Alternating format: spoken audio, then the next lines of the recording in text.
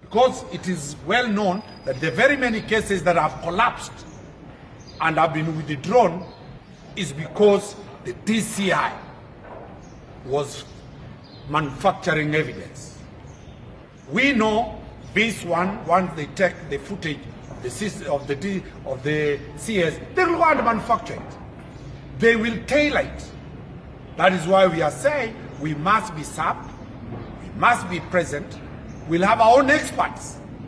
The CCTV footage will be extracted in the presence of the media.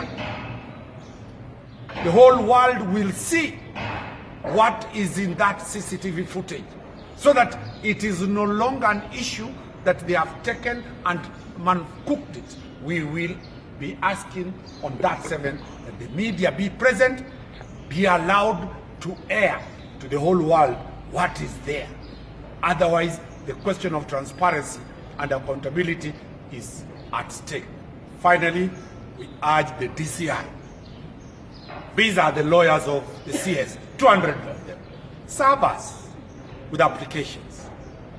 Don't hide sneaking from one court to another. We are ready and determined to defend CS Matiang'I to the last of the law as it provides. And when you are investigating robbery with violence, an offense that does not exist, that tells you there's malice aforethought, there's a way to frame the CS, but his legal team is ready to defend him. And let them be serving the application to the media in advance. What are they hiding? That's all.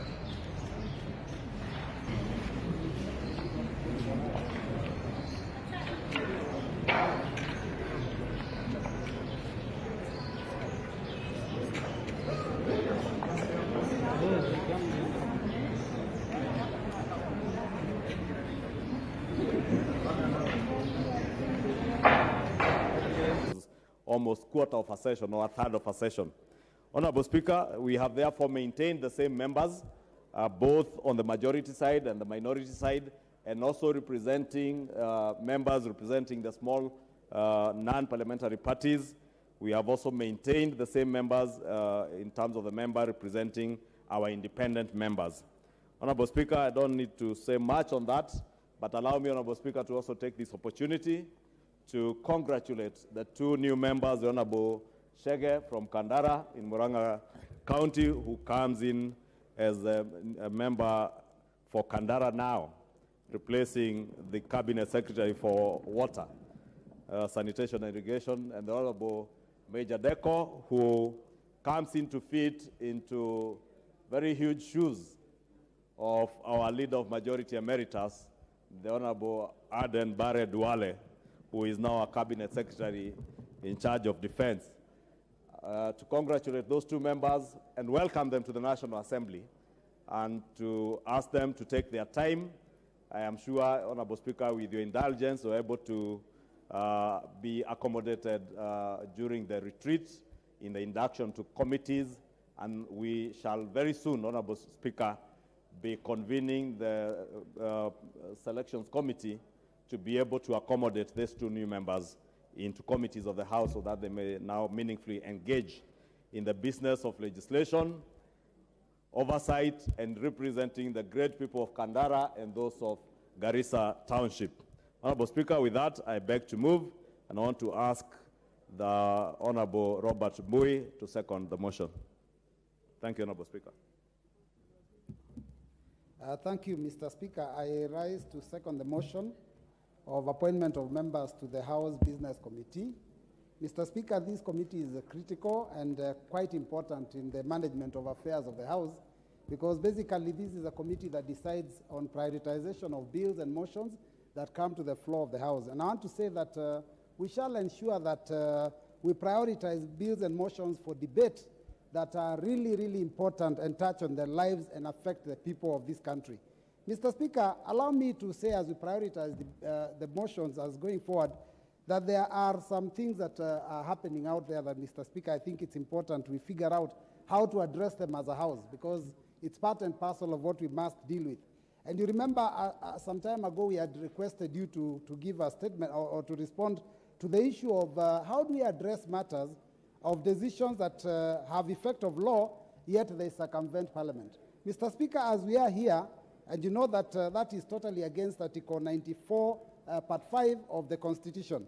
Mr. Speaker, as we are opening this session, the children of this Republic of Kenya, I want to sympathize with those that are in grade 7. Mr. Speaker, the Ministry of Education has been notorious for this business of continuously making law without coming to the House. And it is very unfortunate because the whole of CBC was formed without any regulations. Currently, Mr. Speaker, the JSS task force that was put up by the President, the report has never been discussed, but it is already being implemented. We must find a way, Mr. Speaker, as a House, to be able to defend the children of this country and make sure that we put in place systems that are going to help our children, because children are suffering. There are schools, Mr. Speaker, that were closed because they had few children. And then children taken to other schools, and now there's excess children in certain schools. And those that had few children, Mr. Speaker, are facing the possibility of closing down because, of course, schools get money out of capitation based on numbers. So, Mr. Speaker, as we continue with our business this session, some of these things are critical. We must find a way within our standing orders to see how can we extend the process of getting decisions so that we can stop any rogue ministries from carrying out things that are affecting the people. With those few remarks, Mr. Speaker, I want to second.